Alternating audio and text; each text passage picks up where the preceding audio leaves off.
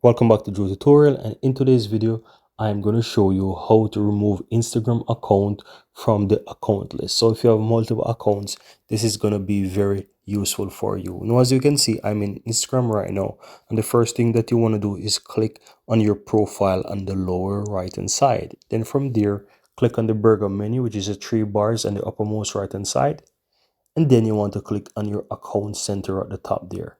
Then from here, guys, go ahead and scroll all the way down to where it says accounts at the bottom. You want to click on that, and from here you will see multiple accounts. So this will be your account list, right? And all you have to do, just simply hit and remove for the account that you no longer want. Then you can go ahead and choose remove account again, click continue.